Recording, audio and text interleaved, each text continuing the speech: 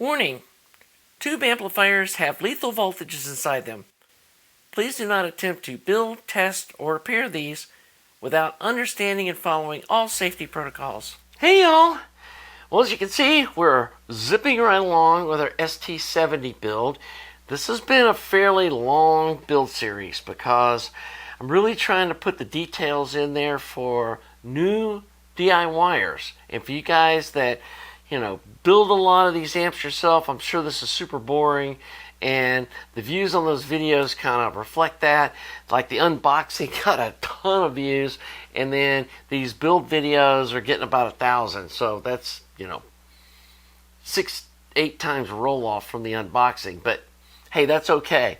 Part of what I do on this channel is encourage new DIYers to build stuff like this. And I really think this is a great starting point for a DIY hobbyist to do as their first build. You end up with a really nice amp that hits way above its price point, which is kind of the point of building kits to start with.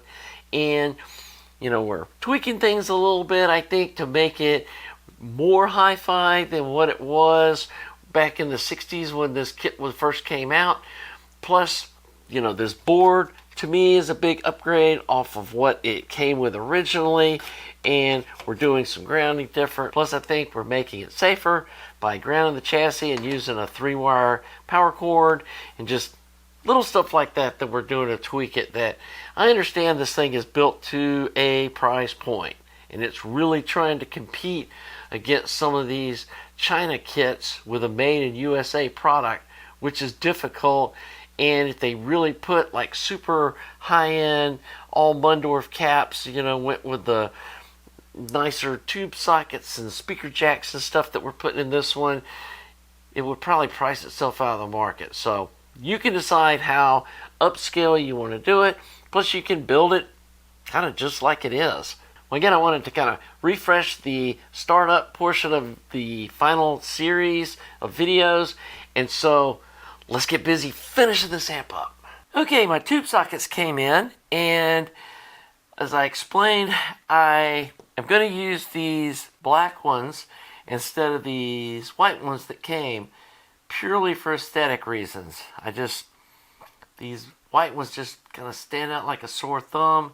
There's nothing else on the amp that's white, and so I ordered these black ones from Antique Electronic Supply, AES, or Tubes and More. I'll put the link below. They do come with a little mounting lip up near the top edge of them, which I didn't like the look of either. And these are made out of some kind of, not really Bakelite, but it's pretty hard plastic material that doesn't crack, but it is able to be cut fairly easily. So I came in with these and just kind of snipped off this little lip that's around the top, and then I came in with some sandpaper like that and sanded them down smooth. And then I've got some of these little wool pads for my Dremel tool that I put some polishing compound on, or some rubbing compound kind of stuff, and then shined them up, and I think they look really awesome like that. Again, it's easy to just leave that little lip on there if it doesn't bother you. I think they do look better black, but hey, that's up to you. Again, totally aesthetic thing. So these obviously aren't, or hope obviously aren't tubes we're going to be using, but I put some taller tubes in so you can see if this tube socket is square to the board. And I start by just tagging on a couple of points like here and there diagonally, and that way it's easy to like move it around if you need to. And then if it is crooked in either this direction or in this direction, you can heat one of these pins up and move it. Once you've soldered all 9 of them in, there's no moving it. So once you get it straight, tag a 3rd pin like over here, like I've done, and then you can pull the tubes out and you can solder in the rest of the pins. And let me get my fan on here. And you can use that same 032 solder, but for these larger connections and like for point-to-point soldering, I use 050 solder. So we'll just come in here and heat these things up.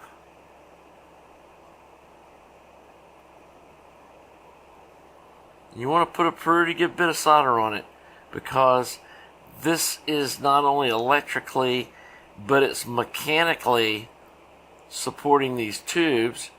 And as you pull the tubes in and out, you don't want it to crack these solder joints. And so it's fine to leave a pretty good lump of solder there. And you want it to go through the other side as well. And I've already soldered the other three. Make sure you don't accidentally fill that hole up. That's where the filament heater wiring attaches to the board.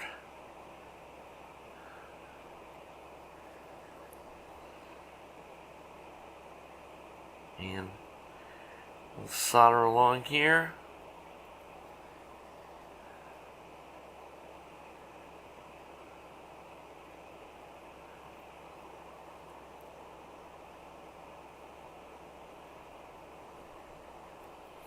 There we go. And then we flip it over and check to make sure that we've got plenty coming out the other side. If you get like an excess, you can let gravity be your friend and just heat it up and it'll scoot out the other side of the board so that it's attractive. Because again, on this amp, all this stuff on this side of the board is visible. And so if you get big lumps of solder on the tube sockets, that's going to look sloppy. We don't want a sloppy looking build.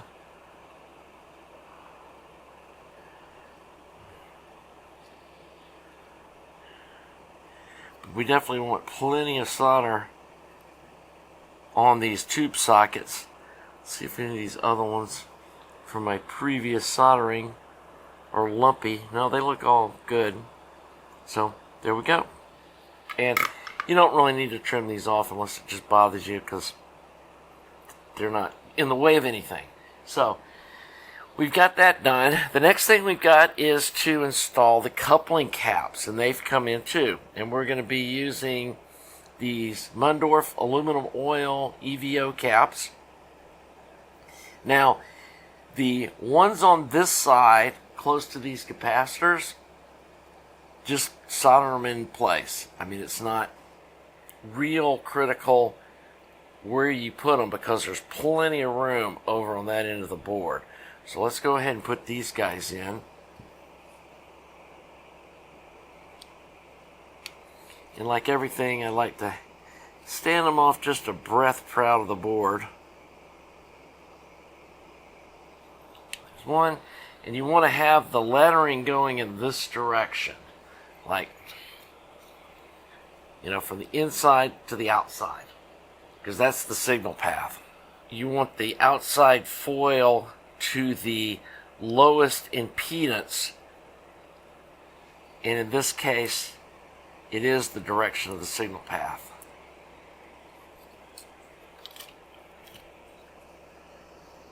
So first we're going to do this pair. I like to solder these on before we put the board in, so that we can trim the leads off nice and short, and we don't have an issue with the lead on the other side being in contact with the chassis. And some of you might want to put them on the top to display your high-end capacitors, but I'd rather keep them away from the tube heat. So we're putting them on the underside. Oops, let me get my thinner solder for this.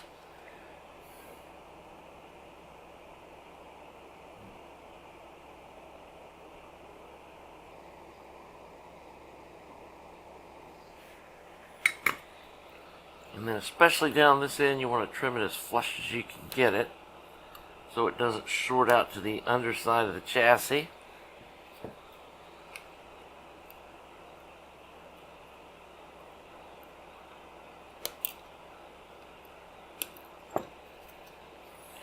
Then we'll put these little small guys in next. Now, even if you order the Mundorf upgrade kit, it doesn't come with these 0.1 UF caps. And given that they are also coupling caps that are in the signal path, I decided to order a pair of these from Medisound, and they go right there. And it says you could use either 0.1 or 0.22 UF. I prefer to keep the coupling cap size as small as possible without causing a problem with creating a high pass filter or what, affecting the sonic qualities. And oversizing the coupling capacitors can end up with a reduction in the detail or resolving power of the amp. So you only want to put as large a capacitor as you need. And so there's no point in oversizing these capacitors at this point in the circuit. So 0.1 UF calculates up just fine for use in this part of the circuit because it's working against the high value resistor. Make sure you don't melt the tube socket while you're soldering these guys in. As you can see, the body of the iron gets really close there, because then we would be defeating our purpose of putting these aesthetically pleasing tube sockets in if they had melted places on them. And so there are those caps. Got those in place. Now the other thing you want to be careful of with these caps, and I had somebody do this that bought like a little phono stage kit from me, and that one's actually touching the board there, so we're going to lift it up. But I had somebody that I put a little kit together for doing a phono stage for somebody, and when they were working with it, they were twisting the caps around trying to get the writing in a readable direction after they soldered them in, and they twisted the lead off in the end of the cap. So you can destroy these things physically twisting those leads in the ends of them, and so don't do that. And there we go. Now we got a gap between the cap and the board. That's all happy.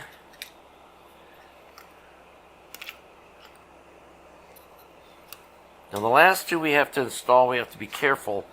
The front of the board, this part right here, you're going to have these power sockets over the top of them. And they actually go right over the top of where this cap solders into the board. So you want to make sure that you get the cap sitting over like this, so you have plenty of room for that socket to sit there. Let's see if I can get a better angle on it. It's going to be sitting like that. You want to make sure that they're sitting way over here so they're out of the way, and they're actually going to be soldered in that orientation. And if you're concerned about it, you could put some heat shrink tubing or something like that over these leads. I have a bunch of this PTFE tubing that's used for 3D printing that I bought off Amazon. So if nothing else, it'll just make it look nicer. So I'm just going to get these things way out of the way. There's no advantage to trying to keep these leads super short sonically. So let's just physically get these things out of our way so that as we work on installing the tube sockets later, these big caps that might normally be on the top side of the board or really out of our way so we don't have issues with that. Again, you could use heat shrink tubing or something else. I like this PTFE tubing because it doesn't melt. It's very heat tolerant. And we've got to sit like that over here by this other one. And then we'll have plenty of room here for that socket to sit there. So we'll come in here and solder this guy in place.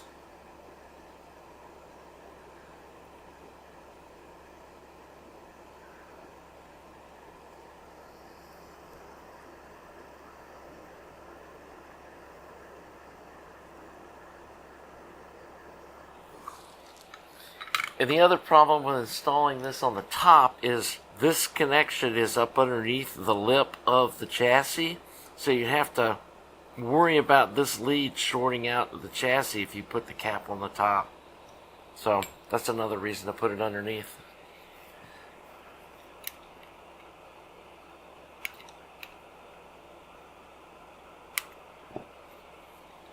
Like that.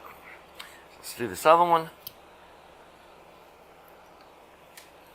And then I think we'll have the board all done. And I do try to normally orient parts like this where you can read the values, so that in the future if somebody comes in to repair this, they'll go, oh, that's a 0.22 UF, and they don't have to guess at what parts were put inside it. And I know I showed you installing these safety resistors. Somebody had a good point, and I may try it in the future, that a little surface mount resistor would probably be awesome, just to lay it there between those two pins and solder it in. That would probably work perfectly, and just surface mount some little safety resistors there. But maybe I'll try that in the future if I build any more of these. I am having fun building this, and I could see in the future if somebody wanted to pay me to build them a skunky version of a ST70, I could probably work something out with you. Obviously, with the extra parts being put in, it would be a little more expensive, but I think it's a little bit of an upgrade. So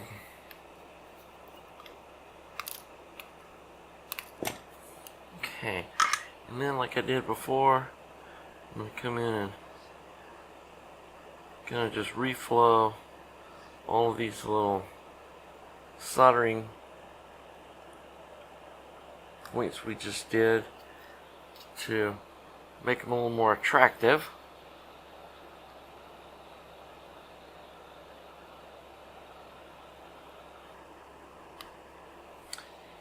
So there we go. Got our board all populated and ready to install in the amp. And like I said, now we have some room here for this power socket where this cap's not going to get in our way. And we're probably going to trim off some of these terminals that aren't going to be used, just so that they don't get in the way of the board either. But we'll go over that when I get ready to put the board in the amp. So that wraps up another segment of this ST70 new kit build. Want to add that this is not sponsored by Tubes for Hi-Fi, nor do I have any affiliation with them. This kit was drop shipped to me by a viewer that commissioned me to build this for them. Now, I don't normally do like kit builds professionally, so yeah, I may or may not be willing to do it in the future. We'll see what that's all about, but for now, we're just doing this one for the channel and for some fun. I want to thank all you Patreon supporters and folks that make donations at my website. If you find this information useful, please consider joining my Patreon or making a donation at my website. It really helps fund future projects and keeps this channel going. I also want to thank you regular viewers and especially you subscribers. If you haven't subscribed yet, please click the subscribe button. It's not a big deal to do. It doesn't cost you anything. And it helps the channel grow and other people see my fun content. So that's going to wrap this up. Until the next segment, have a nice day.